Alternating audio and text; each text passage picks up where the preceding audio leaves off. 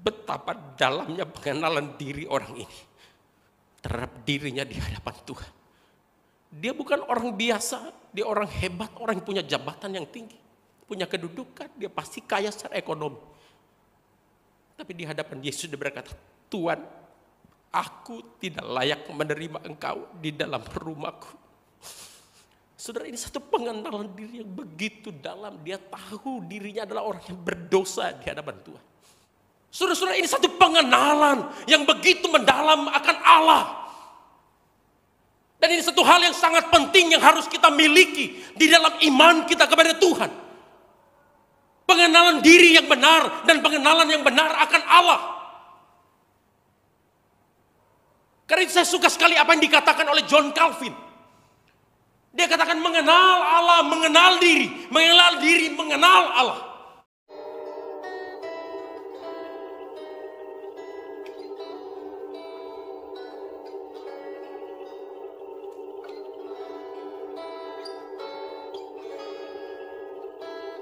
Kita berdoa.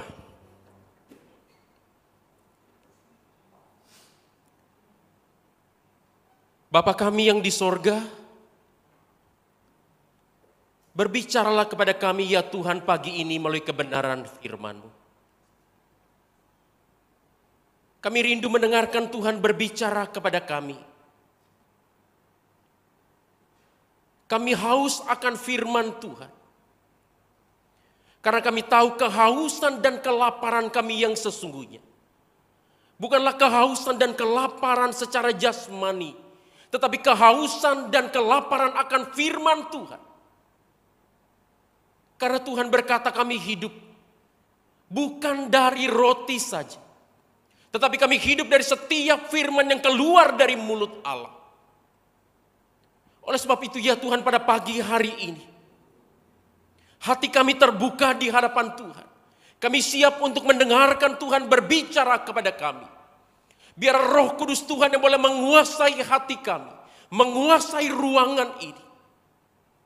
Sehingga ketika kami mendengar firman-Mu pada pagi ini ya Tuhan, kami bisa mengerti dengan baik. Kami bisa menangkap dengan jelas. Bahkan Roh Kudus Tuhan juga akan memampukan kami untuk menjadi pelaku-pelaku firman Tuhan yang setia di dalam hidup kami. Demikian juga hamba-Mu di dalam segala kelemahan, keterbatasannya. Biarlah kuat kuasa Tuhan yang tidak terbatas memampukan hamba-Mu untuk menyampaikan firman-Mu penuh dengan kuasa. Memberkati setiap jemaat yang hadir pada pagi hari ini.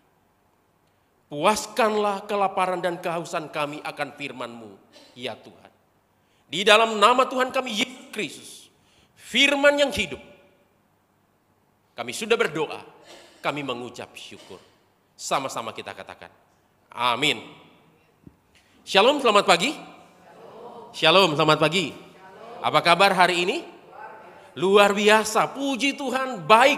Saudara-saudara, ada seorang penulis yang tidak dituliskan namanya, menuliskan satu kalimat yang sangat baik. Dia menulis, ada kalanya Allah meredahkan badai di dalam hidup kita. Tapi ada kalanya Allah membiarkan badai itu mengamuk dan menenangkan kita. Saudara-saudara, hari ini kalau kita lihat di sekitar kita, kita lihat di sekeliling kita, begitu banyak alasan bagi kita untuk tidak bisa berkata baik. Ada banyak hal yang bisa merampas sukacita kita. Badai kesulitan, badai pergumulan, bencana alam.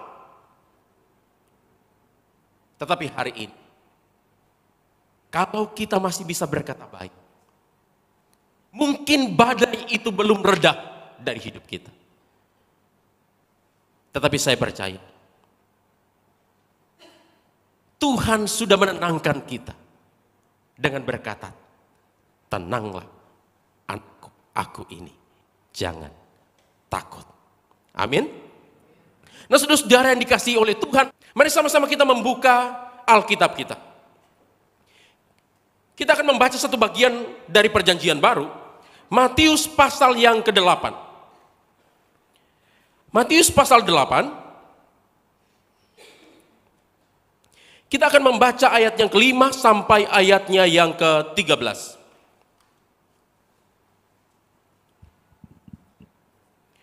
Matius pasal 8, ayat 5 sampai ayat yang ke-13. Kalau sudah mendapatkannya, mari kita membaca bagian ini secara bergantian. Saya membaca ayat yang ke-5, Bapak Ibu Saudara membaca ayat yang ke-6, demikian selanjutnya nanti ayat 13. Kita baca bersama-sama. Matius pasal 8, ayat 5, begini kata firman Tuhan. Ketika Yesus masuk ke Kapernaum, datanglah seorang perwira mendapatkan dia dan memohon kepadanya.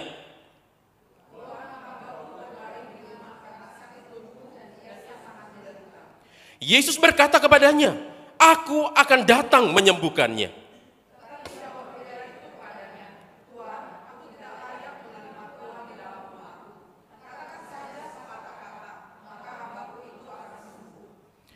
Sebab aku sendiri seorang bawahan, di bawahku ada pula prajurit. Jika aku berkata kepada salah seorang prajurit itu pergi, maka ia akan pergi. Dan kepada seorang lagi datang, maka ia datang. Ataupun kepada hambaku, kerjakan ini, maka ia mengerjakannya.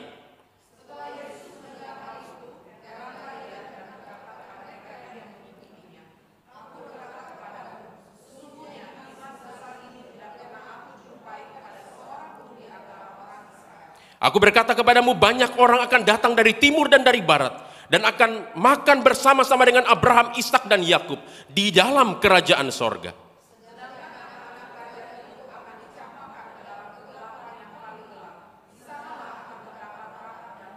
Bersama-sama.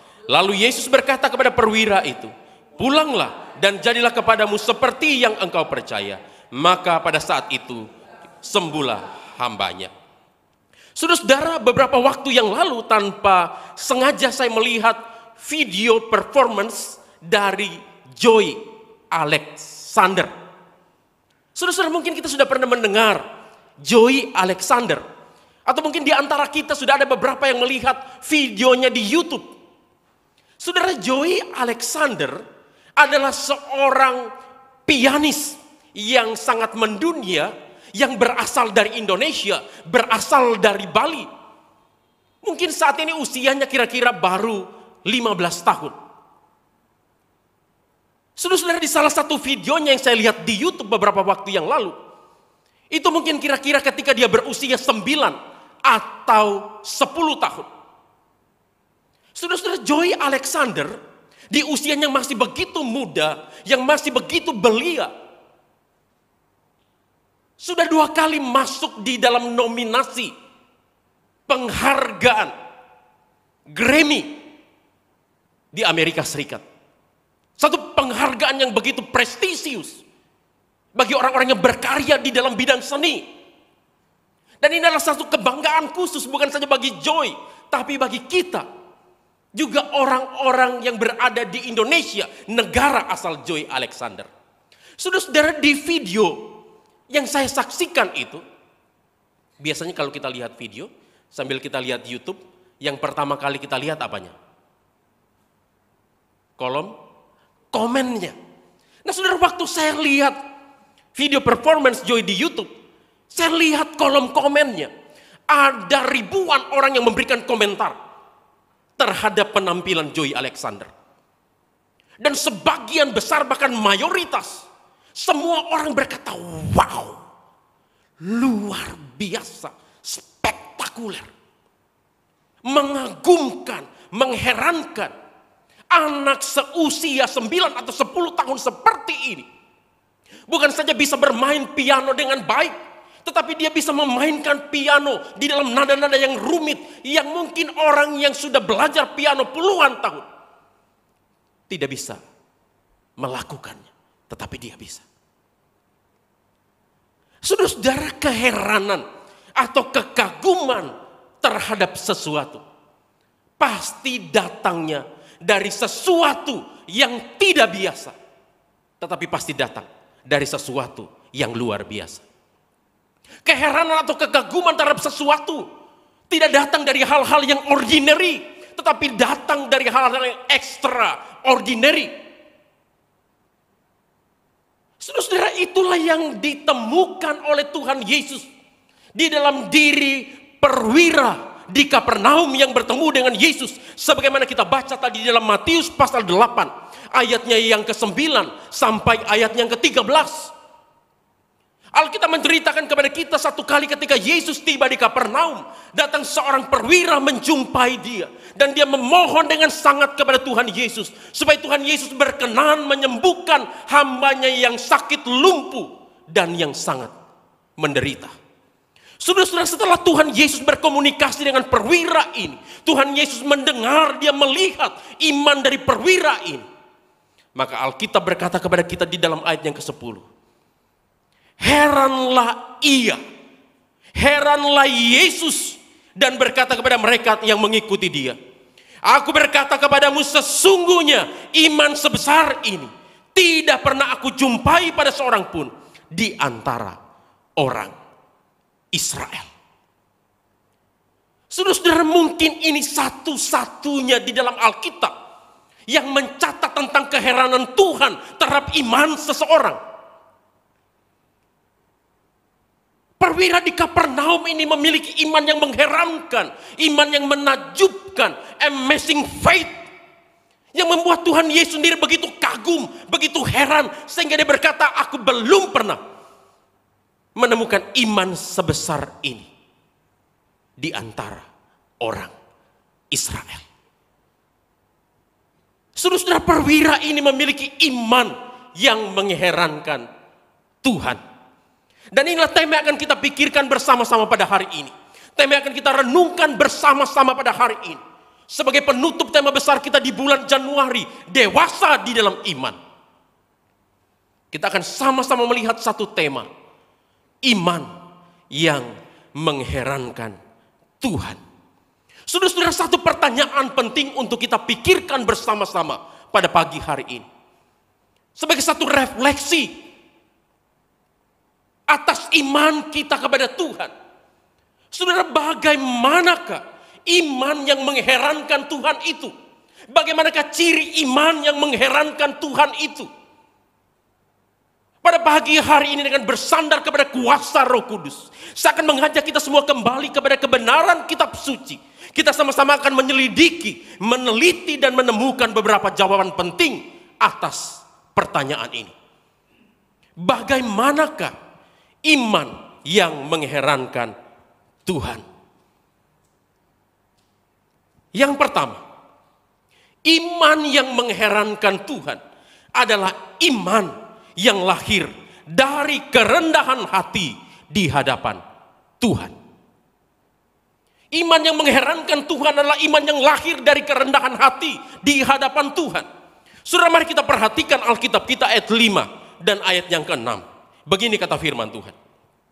Ketika Yesus masuk ke Kapernaum, datanglah seorang perwira mendapatkan dia dan memohon kepadanya, Tuhan, hambaku terbaring di rumah karena sakit lumpuh, dan ia sangat menderita. Saudara-saudara, Alkitab menceritakan kepada kita, Alkitab memberitahukan kepada kita satu kali ketika Yesus tiba di Kapernaum, datanglah seorang perwira, garis bawahi itu kata penting. Perwira itu datang dan dia memohon kepada Tuhan Yesus. Garis bawahi kata memohon. Itu juga adalah kata kunci untuk kita mengerti rahasia iman yang mengherankan Tuhan. Saudara, perwira itu berkata, Tuhan tolonglah, hambaku sedang sakit lumpuh dan dia sangat menderita. Saudara, apa yang dilakukan oleh perwira ini adalah sesuatu yang tidak lazim. Adalah sesuatu yang tidak populer.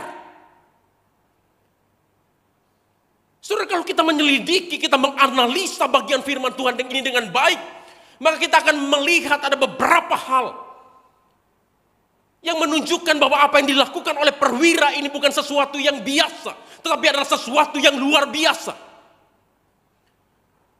Saudara, Alkitab mengatakan orang yang datang kepada Yesus ini adalah seorang perwira. Kalau diterjemahkan secara harfiah, bisa dikatakan perwira yang membawahi 100 orang prajurit. Jadi orang yang datang kepada Yesus ini bukan perwira biasa. Tapi dia adalah orang yang penting, orang yang punya jabatan, orang yang punya kedudukan, orang yang punya pangkat. Dia adalah orang yang terhormat. Dia adalah seorang perwira. Tetapi Alkitab mengatakan kepada kita, perwira itu bukan saja datang kepada Yesus, tapi dia juga memohon, Tuhan, tolonglah sembuhkan hambaku yang sedang sakit lumpuh dan menderita. Kata memohon di dalam ayat ini, itu meminta pertolongan dengan sungguh-sungguh, supaya Tuhan menolong dia. Saudara-saudara, hal ini bukan saja menunjukkan kepada kita apa yang dilakukan oleh perwira ini lahir dari satu keyakinannya bahwa Yesus pasti sanggup menyembuhkan hambanya yang sedang sakit lumpuh itu. Tapi dari bagian ini juga kita bisa melihat kerendahan hati dari perwira ini di hadapan Tuhan.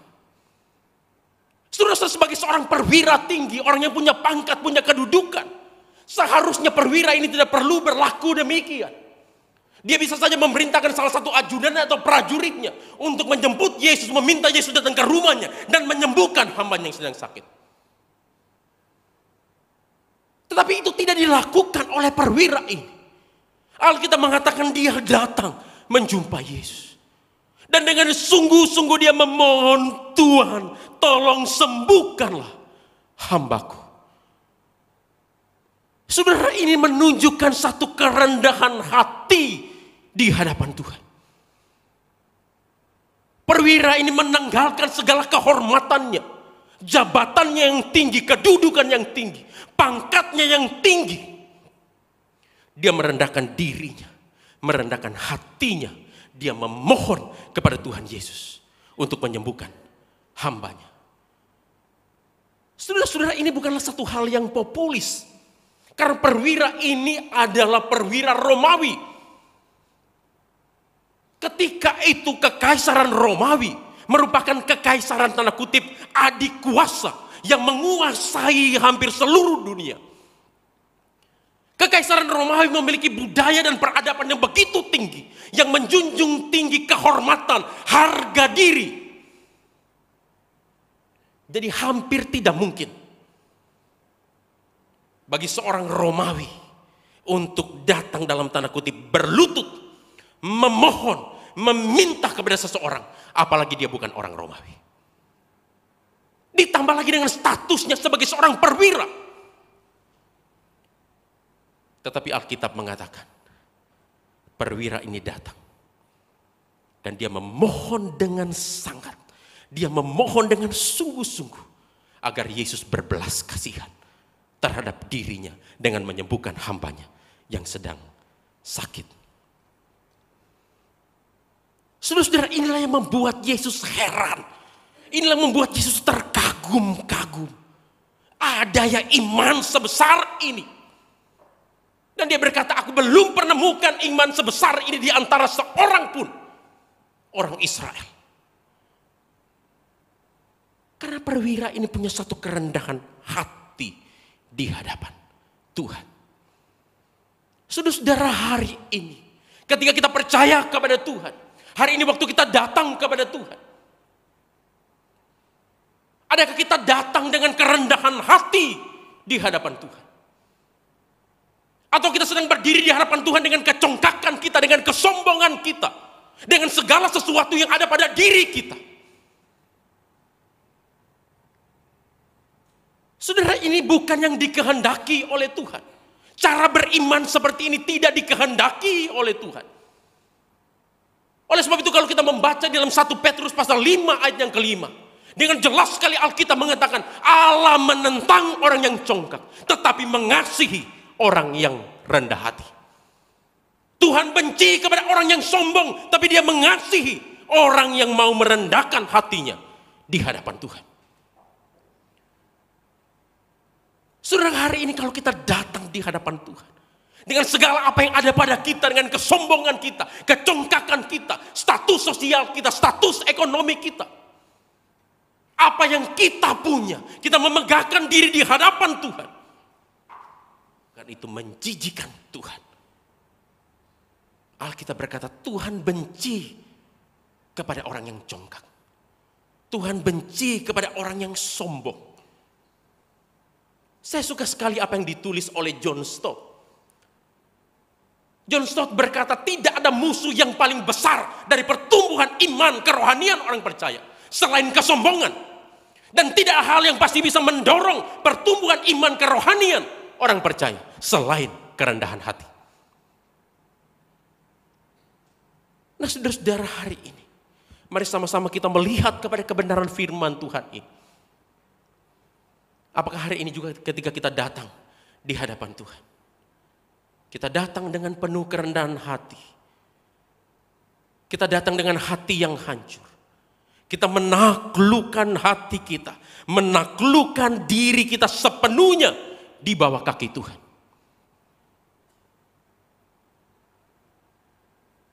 Tuhan tidak lihat segala embel-embel yang ada pada diri kita.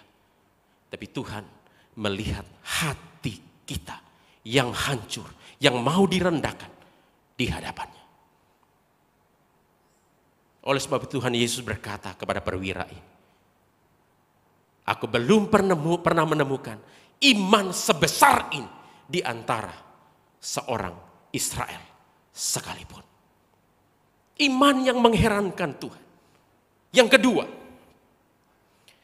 iman yang mengherankan Tuhan adalah iman yang disertai oleh tindakan kasih yang nyata.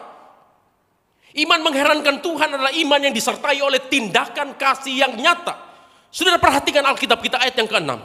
Alkitab berkata, Tuhan, hambaku terbaring di rumah karena sakit, lumpuh, dan ia sangat menderita. Saudara-saudara, menarik untuk kita memperhatikan bagian ini. Kalau kita membaca dengan perlahan-lahan, kita membaca ayatnya yang ke-6 ini, apa yang Alkitab tuliskan kepada kita.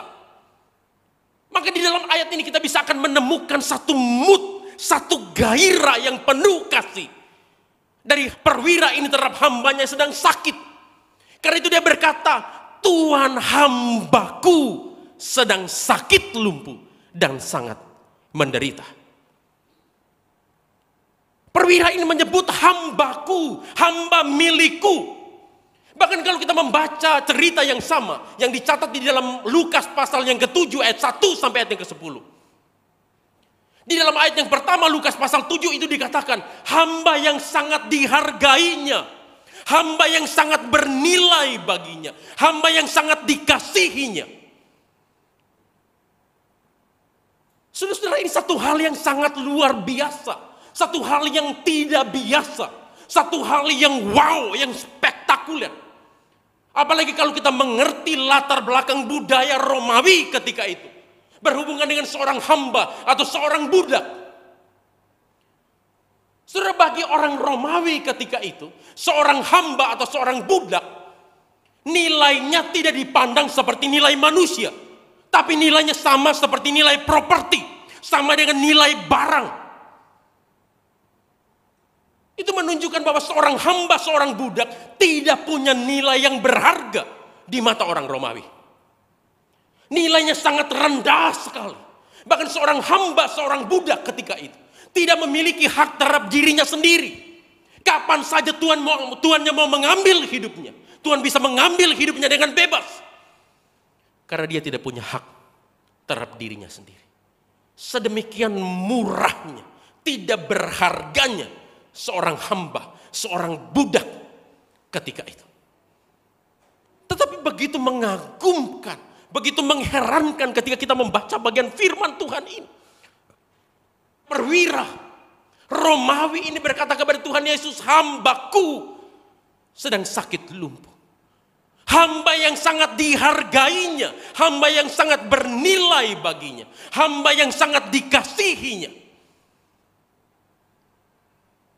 Saudara-saudara, hal ini menunjukkan kepada kita satu kebenaran yang penting.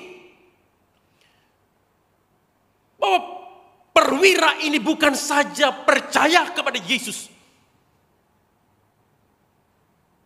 Di dalam otaknya. Tetapi imannya juga ada di dalam hatinya. Dia menunjukkan imannya melalui tindakan kasih yang nyata kepada orang lain. Kepada hambanya yang sedang sakit dan menderita. Saudara-saudara, kalau kita membaca cerita ini di dalam versi Lukas pasal 7. Perwira ini juga dikenal oleh pemimpin-pemimpin Yahudi sebagai orang yang baik. Sebagai orang yang penuh kasih. Karena itu dalam Lukas pasal 7 ayat 5 Alkitab mencatat. Perwira ini adalah orang yang sangat baik. Dia suka membantu orang-orang Yahudi. Bahkan dia yang menanggung pembangunan rumah Tuhan. Pembangunan rumah ibadat orang Yahudi. Sudah kita melihat ada satu hal yang paralel dari perwira ini. Imannya kepada Tuhan sejalan dengan tindakan kasihnya sebagai wujud nyata dari imannya kepada Tuhan. Ini yang buat Tuhan Yesus geleng-geleng kepala. Kok ada iman sebesar ini yang dia tidak temukan di salah satu seorang pun orang Israel ketika itu. Yang membuat Yesus kagum, membuat Yesus terheran-heran. Karena perwira ini menyatakan imannya kepada tindakan kasih yang nyata. Dan inilah iman yang sejati, iman yang diajarkan oleh Alkitab, iman yang dituntut oleh Tuhan Allah kepada setiap orang yang percaya kepada Dia. Oleh sebab itu kalau kita membaca dalam Yakobus pasal yang kedua, ayatnya yang ke-13 sampai ayat yang ke-17, kepada orang-orang Kristen Yahudi yang ada di perantauan, Rasul Yakobus mengingatkan mereka dengan memberikan satu contoh. Jika ada di antara kamu yang sedang kesusahan, kekurangan makan, mereka sedang kelaparan, lalu engkau berkata, saudaraku, pergilah dengan tenang, kenakanlah pakaian panas, dan makanlah sampai kenyang, tetapi kamu tidak melakukan apa-apa. Apakah gunanya hal itu? Dan ditutup ayat 17. Sebab iman tanpa perbuatan adalah mati. Saudara-saudara, perkataan kasih kita tidak bisa menggantikan tindakan kasih kita. Perkataan iman kita, saya percaya kepada Tuhan, saya percaya kepada Yesus, tidak bisa menggantikan tindakan iman kita yang harus kita nyatakan kepada orang lain yang ada di sekitar kita. Iman yang sejati adalah iman yang sejalan dengan perbuatan nyata kita. Oleh sebab itu kalau kita membaca di dalam 1 Yohanes pasal yang keempat, ayat yang ke-20. Alkitab mengatakan barang siapa berkata, ia mengasihi Allah, tetapi tidak mengasihi saudaranya yang kelihatan, dia adalah seorang pendusta. Jadi kalau kita berkata saya mengasihi Tuhan, saya percaya kepada Tuhan, tapi kita tidak mengasihi suami kita, tidak mengasihi istri kita, tidak mengasihi orang tua kita, tidak mengasihi anak kita, tidak mengasihi mertua menantu kita, tidak mengasihi saudara-saudara kita, tidak mengasihi gereja Tuhan yang kelihatan. Alkitab katakan, kita adalah seorang pendusta. Kita adalah seorang pembohong. Tidak heran Yesus memuji iman perwira ini sebagai iman yang besar, iman yang mengherankan, yang tidak pernah ditemukan di antara orang Israel sekalipun. Karena perwira ini memiliki iman yang disertai oleh tindakan kasih yang nyata. Iman yang mengherankan Tuhan. Yang ketiga, yang terakhir. Iman yang didasarkan pada pengenalan diri dan pengenalan akan Allah dengan benar. Iman yang mengherankan Tuhan adalah iman yang didasarkan pada pengenalan akan diri dan pengenalan akan Allah dengan benar. Saudara, kita bisa perhatikan di dalam ayat 7 sampai ayat yang ke-9. Saya tidak membacakan, kita bisa memperhatikan bersama-sama di dalam Alkitab kita. Saudara, Setelah perwira ini datang kepada Yesus memohon dengan sungguh-sungguh supaya Yesus berkenan menyembuhkan hambanya. Maka respon Yesus terhadap permintaan perwira itu dalam ayat 7. Tuhan Yesus berkata, aku akan datang untuk menyembuhkan. Satu respon yang positif dari Tuhan Yesus. Dia memenuhi permintaan dari perwira itu. Dia akan datang ke rumahnya untuk menyembuhkan hambanya yang sakit itu. Saudara, saya hanya membayangkan, saya coba mengimajinasikan. Kalau itu saya, kalau itu kita. Mungkin hari itu juga waktu kita mendengar jawaban dari Tuhan Yesus. Dengan girang, dengan gembira kita akan berkata, hore, haleluya, puji Tuhan. Tuhan menjawab doa saya. Hari ini Tuhan Yesus akan datang ke rumahku. Sebagai seorang perwira yang punya kedudukan yang tinggi, pangkat yang tinggi, jabatan yang tinggi, tentu secara ekonomi juga dia adalah orang yang kaya. Ini kesempatan bagi saya untuk pamer kekayaan saya, harta saya kepada Tuhan Yesus. Ini juga kesempatan bagi saya untuk pamer kepada tetangga-tetangga saya. Hari ini saya kedatangan seorang tamu yang fenomenal, yang sudah viral, menjadi trending topik di Yerusalem dan sekitarnya. Akan datang ke rumahku. Ini kesempatan bagiku untuk aku memamerkan diriku di hadapan Tuhan. Tapi mengagetkan ketika kita membaca di dalam ayat yang ke-8. Perwira ini berkata, Tuhan, aku tidak layak menerima Tuhan di dalam rumahku. Saudara-saudara, secara natural, waktu saya berusaha merenungkan bagian ini, saya membaca berulang kali.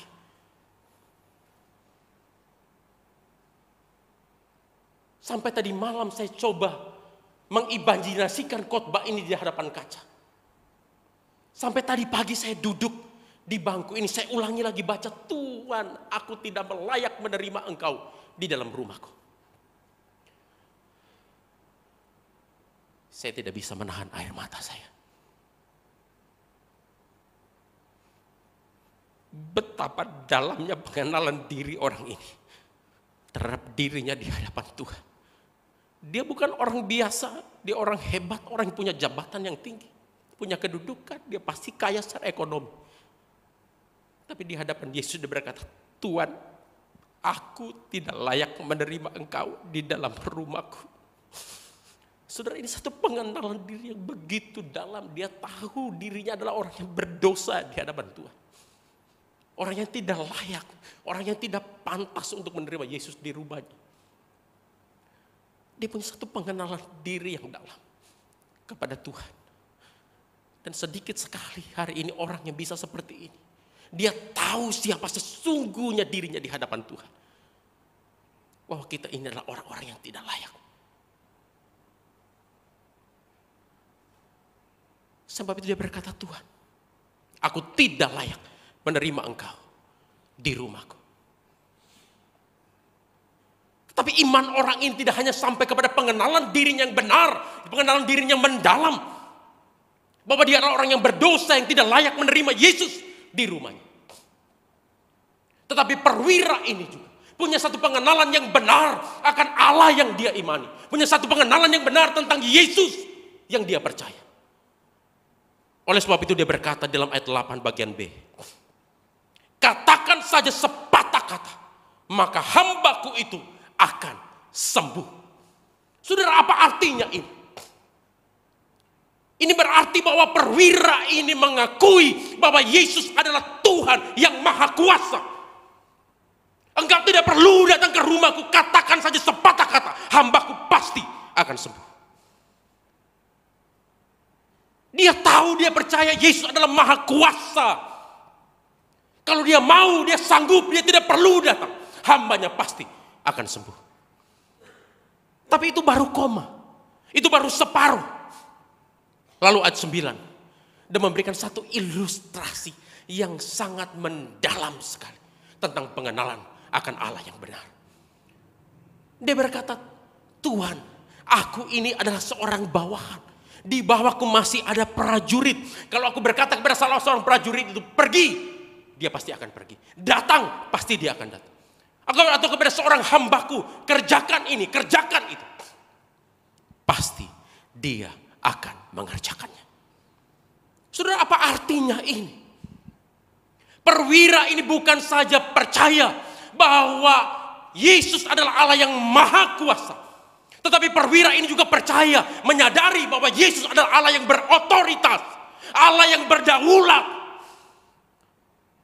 Sehingga dia berkata, aku pun seorang bawahan, di bawahku ada prajurit. Aku berkata pergi, dia pergi, datang, dia datang. Atau kepada hambaku kerjakan ini, itu, dia pasti akan mengerjakan. Artinya apa? Dia sangat rindu hambanya yang sakit, lumpuh dan menderita itu bisa disembuhkan oleh Tuhan Yesus. Dan itu tidak mustahil. Dia percaya, katakan saja sepatah kata, hambaku akan sembuh. Tapi dia tahu, Yesus bukan saja Allah yang maha kuasa, tapi dia Allah yang berotoritas. Allah yang berdaulat. Jadi bukan maunya yang terjadi, tapi harus kemauan Yesus. Bukan kehendaknya, tapi kehendak Tuhan. Saudara-saudara, ini satu pengenalan yang begitu mendalam akan Allah. Dan ini satu hal yang sangat penting yang harus kita miliki di dalam iman kita kepada Tuhan. Pengenalan diri yang benar dan pengenalan yang benar akan Allah. Karena itu saya suka sekali apa yang dikatakan oleh John Calvin. Dia katakan mengenal Allah, mengenal diri, mengenal Allah. Kalau kita mengenal diri kita dengan benar di hadapan Allah, maka kita akan tahu siapa Allah yang sesungguhnya. Kalau kita mengenal Allah dengan benar, maka kita akan mengerti siapa diri kita yang sesungguhnya di hadapan Allah. Saudara-saudara, ini yang hilang dari banyak hidup orang Kristen hari ini. Ini yang banyak hilang dari kehidupan gereja hari ini.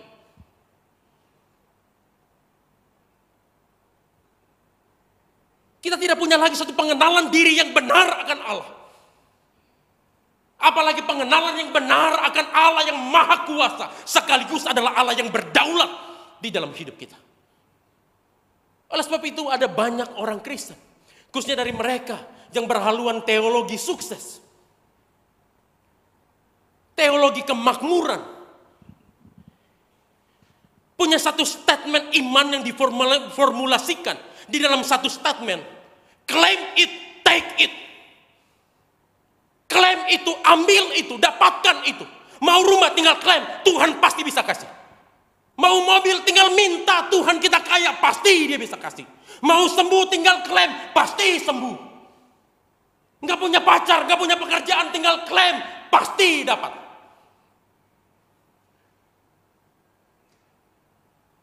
Saudara-saudara, ini satu hal yang sangat berbahaya. Satu formula iman yang menyesatkan. Ketika kita berkata demikian, claim it, take it. Tinggal bilang, pasti dapat. Tinggal beriman, pasti dapat. Kekeliruan yang pertama adalah, siapa yang menjadi Allahnya? Diri kita ataukah Allah? Kalau kita berkata tinggal klaim, tinggal beriman, pasti dapat. Kita menempatkan diri kita sebagai bos dan Allah adalah jongos kita. Kita menempatkan diri kita sebagai Tuhan dan Allah adalah pembantu kita yang harus mengerjakan semua apa yang kita butuhkan, memberikan apa yang kita butuhkan. Yang harus memenuhi segala keperluan kita. Jadi semuanya terjadi atas kehendak kita. Tinggal minta, tinggal imani, pasti dapat. Yang jadi Allahnya siapa? Diri kita ataukah Tuhan Allah? Yang kedua, kita tidak menyangkali bahwa Allah itu benar maha kuasa adanya. Dia sanggup melakukan segala perkara. Dia bisa menjadikan apa yang tidak mungkin menjadi mungkin. Dia bisa membuat orang yang miskin menjadi kaya, yang sakit menjadi sembuh. Dia sanggup melepaskan kita dari berbagai kesulitan, pergumulan hidup kita. Tapi pernahkah kita menyadari, Dia juga adalah Allah yang berotoritas, Allah yang berdaulat. Yang terjadi pada diri kita bukan apa yang kita mau, apa yang kita suka, tapi apa yang Tuhan mau, Tuhan kehendaki di dalam hidup kita. Sangat mudah bagi Tuhan untuk membuat kita ada masalah lepas dari masalah kita. Sangat mudah bagi Tuhan untuk membuat orang yang miskin menjadi kaya, orang yang sakit menjadi sembuh, orang yang tidak punya pekerjaan mendapatkan pekerjaan. Sangat mudah bagi Tuhan. Seperti yang dikatakan oleh perwira ini, katakan saja sepatah kata, dia pasti akan sembuh. Yesus pasti sanggup karena dia maha kuasa. Tapi Tuhan kita adalah Tuhan yang berdaulat. Mungkin yang Tuhan mau bukan kesembuhan bagi kita, tetapi di dalam sakit penyakit yang kita alami, Tuhan akan memberikan kita kekuatan supaya kita sanggup menanggung sakit penyakit itu. Tuhan mungkin mengizinkan kesulitan, pergumulan tetap ada di dalam hidup kita, supaya kita terus diproses semakin matang di dalam mengikut Tuhan, semakin dewasa di dalam Tuhan. Tuhan maha kuasa, tapi dia berdaulat. Oleh sebab itu kalau kita bisa pakai, pinjam istilah orang hari ini, itu yang membuat Yesus sampai tepuk jidat. Heran saya, geleng-geleng kepala dia. Belum pernah nemuin iman yang sebesar ini, termasuk di antara orang Israel yang katanya orang yang beriman. Itu yang membuat Yesus heran. Saudara, hari ini sudah kita memiliki pengenalan diri yang benar dan pengenalan Allah yang benar. Iman yang mengherankan Tuhan adalah iman yang didasarkan pada keduanya. Kita mengenal diri kita, siapa kita di hadapan Tuhan. Kita orang berdosa, kita orang tidak layak, kita orang yang tidak pantas, tapi Tuhan mengasihi kita. Tahu, Tuhan itu maha kuasa, tapi jika dia Tuhan yang berdaulat. Sehingga kita tahu menempatkan diri kita di hadapan Tuhan. Kita tahu siapa Tuhan bagi diri kita. Kita tidak kurang ajar, kita tidak seenaknya hidup di hadapan Tuhan. Iman yang mengherankan Tuhan. Yang pertama, iman yang lahir dari kerendahan hati di hadapan Tuhan. Yang kedua, iman yang disertai oleh tindakan kasih yang nyata kepada orang lain. Dan yang ketiga, iman yang didasarkan pada pengenalan diri dan pengenalan akan Allah yang benar. Saudara, apa yang dilakukan oleh perwira ini bukan saja mengherankan Tuhan, tetapi perwira ini mengalami hasil iman yang mengherankan Tuhan itu di dalam hidupnya. Itulah yang dibicarakan ayat yang ke-11 sampai ayatnya yang ke-13. Ayat yang ke-11 sampai ayat 12. Perwira ini mendapatkan keselamatan oleh karena imannya kepada Tuhan. Dia berbagian di dalam kerajaan sorga. Dan yang kedua, perwira ini mengalami kuasa dan mujizat Tuhan di dalam hidup. Ayat 13, hambanya disembuhkan oleh Tuhan. Hari ini ketika kita berkaca dari firman Tuhan, sudahkah kita memiliki iman yang mengherankan Tuhan? Itu yang Tuhan cari. Itu yang Tuhan mau.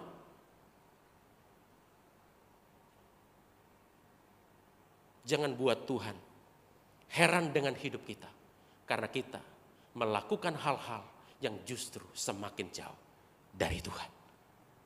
Hari ini ketika Tuhan melihat kita, apakah Tuhan menggelengkan kepalanya? Karena dia puas akan iman kita.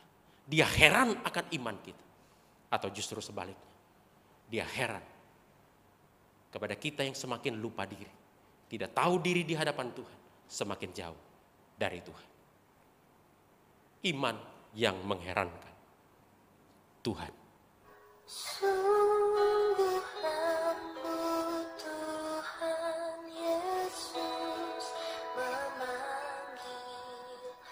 memanggil aku dan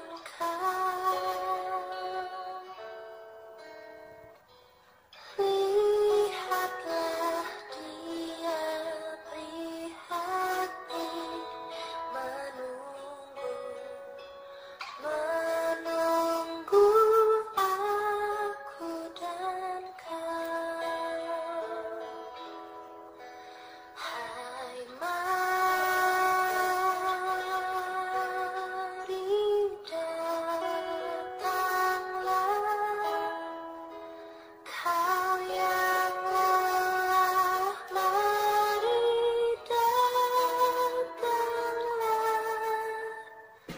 Suci